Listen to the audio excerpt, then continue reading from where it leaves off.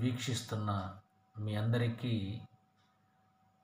మన ప్రభు అయినటువంటి యేసుక్రీస్తు నామంలో వందనాలు తెలియచేస్తూ ఉన్నాను. ప్రియమైనటువంటి దేవుని వారలారా, బైబిల్ స్టడీలో ఈ రోజున మనం నేర్చుకోబోయే పాఠము తండ్రి అయినటువంటి దేవుని గూర్చిన సిద్ధాంతము. ఏమండి? తండ్రి అయిన దేవుని గూర్చినటువంటి సిద్ధాంతము, ఇది మన పాఠం. ఏమండి? దేవుడు అనగా సృష్టిని కలిగించినటువంటి వాడు. సృష్టిని కలిగించినటువంటి ఆయన సృష్టి కంటే ముందుగా ఉన్నవాడు. ఆదికాండము 1వ అధ్యాయం 1వ వచనములో, ఆదియందు దేవుడు భూమి ఆకాశములను సృజించెను అని రాయబడి ఉంది. దేవుడు అనగా సృష్టికర్త. ఏమండి? అలానే రెండవదిగా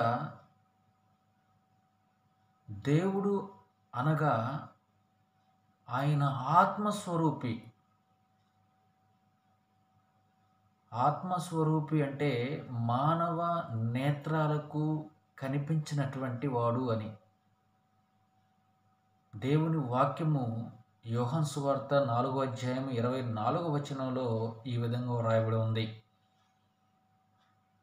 దేవుడు ఆత్మ గనుక ఆయనను ఆరాధించువారు ఆత్మతోనూ సత్యముతోనూ ఆరాధించాలి అని. ప్రేమటువంటి దేవుని వాళ్ళరా, ఈ సృష్టిలో ఉన్నటువంటి కొన్ని పదార్థాలే లేక కొన్ని వస్తువులే మన కంటికి కనిపించవు. అలాంటిది ఈ సృష్టిని కలిగించినటువంటి దేవుణ్ణి ఈ యొక్క మానవ నేత్రాలతో చూడగలమా? చూస్తే కనబడతాడా?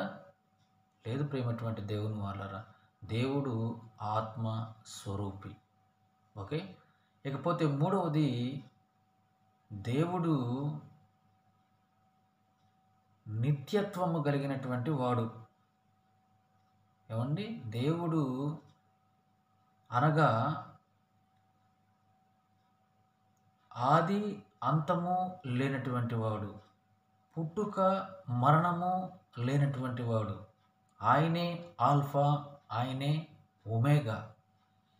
ప్రేమటువంటి దేవుని వాళ్ళారా, యెషయా గ్రంథము 44వ అధ్యాయము 6వ వచనాన్ని మనం గమనించినట్లయితే అక్కడ దేవుడు అంటాడు, నేనే మొదటివాడును, నేనే కడపటివాడును.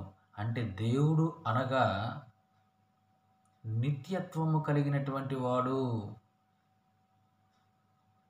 పుట్టుక మరణము లేనటువంటి వాడు అనే విషయాన్ని మనము గమనించాలి. చూడండి, ఇంతవరకు 3 విషయాలు మనం మాట్లాడుకున్నాం.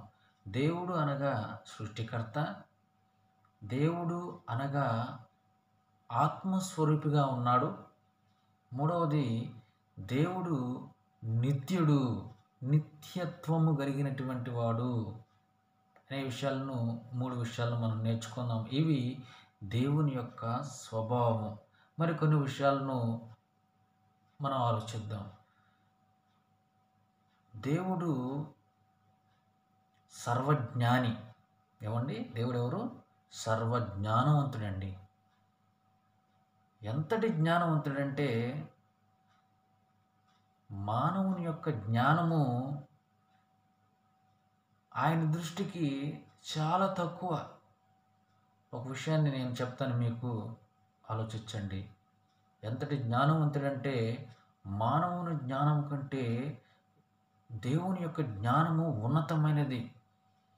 చూడండి, ఆదికాండం 1వ అధ్యాయం 1వ వచనములో, ఆదియందు దేవుడు భూమి ఆకాశములను సృజించెను. చూడండి, ఈ యొక్క 5 సంగతుల గురించి మనం ఆలోచిస్తే దేవుడు అనగా శక్తి, పవర్.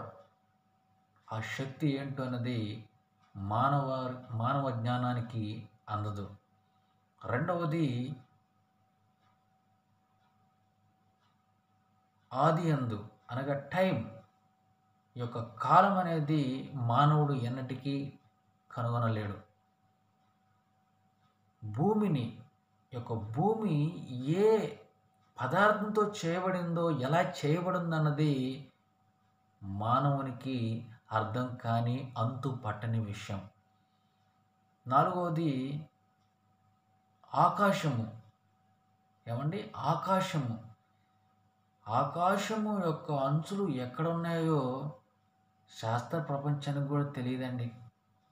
ఇకపోతే సృష్టి క్రమము, సృష్టి జరిగిన విధానము మానవ జ్ఞానానికి గోచరం కాలేదండి ప్రేమటువంటి దేవుని వల్ల.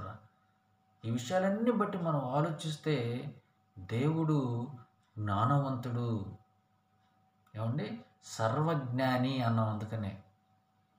అలానే ప్రేమటువంటి దేవుని వల్లరా మరొక గుణాన్ని మనం చూడగలిగితే దేవుడు సర్వశక్తిమంతుడు. ఏమండి? సర్వశక్తిమంతుడు దేవుడు. ఈరోజు మనము భూమి మీద సంతోషంగా ఉన్నాము, ఎటువంటి అపాయము జరగడం లేదంటే అందుకు కారణము దేవుడేనండి. ఈ భూమి తనంతట తాను తిరుగుతుంది, అలానే సూర్యుని చుట్టూ తిరుగుతుంది అంటే దీని వెనక ఉన్నటువంటి అదృశ్య శక్తే దేవుడు, గమనించాలి.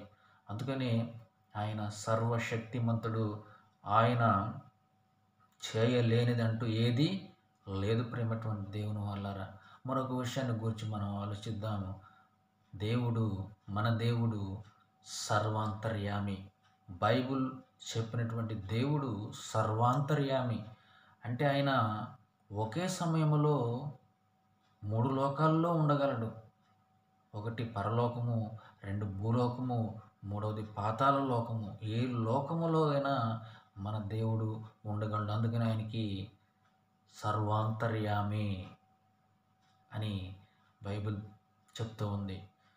మరి 139వ కీర్తన అనుకుంటాను ప్రేమటువంటి దేవుని వలన. అక్కడ ఒక సందర్భంలో దావీదు మహారాజు గారు చెప్తూ ఉన్నాడు, మరి దేవా నేను ఎక్కడికి పోదును? ఆకాశానికి ఎక్కిపోదునా? అక్కడ నీవు ఉన్నావు. పాతాళానికి వెళ్ళదునా? అక్కడ నువ్వు ఉన్నావు. ఇవన్నీ ఎందుకు చెప్తున్నానంటే మన దేవుడు సర్వాంతర్యామి. ప్రేమటువంటి దేవుని వాళ్ళారా, చెప్పినటువంటి విషయాలను మీరు జాగ్రత్తగా గమనించాలి.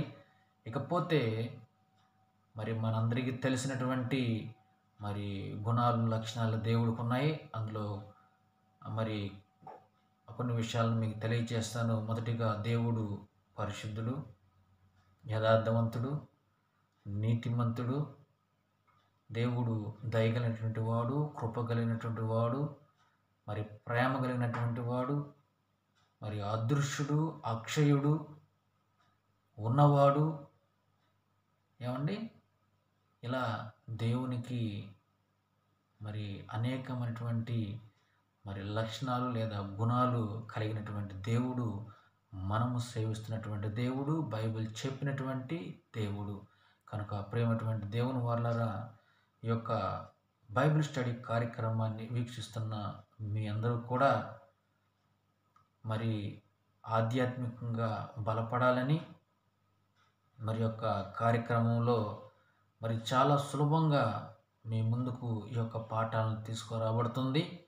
దయచేసి మీరు ఆధ్యాత్మికంగా బలపడి అనేకులకు ఈ యొక్క ఛానల్ని మరి షేర్ చేయగలరు. ఇకపోతే తర్వాత బైబిల్ స్టడీ క్లాస్లో మరి మనము త్రిత్వము గూర్చినటువంటి విషయాలను తెలుసుకుందాం. అలానే దేవుని యొక్క ప్రణాళికలు, ఉద్దేశాలను మరి మరొక క్లాసులో మనము తెలుసుకుందాం. అంతవరకు దేవుడు మనల్ని మరి ఆయన కృపలో భద్రపరిచి, బలపరిచి ముందుకు నడిపించాలని, అటు ధన్యత దేవుడు మనకు దయచేయాలని మరి నేను దేవునికి ప్రార్థిస్తూ ఇంతటితో నేను సెలవు తీసుకుంటూ ఉన్నాను. ఆమేన్.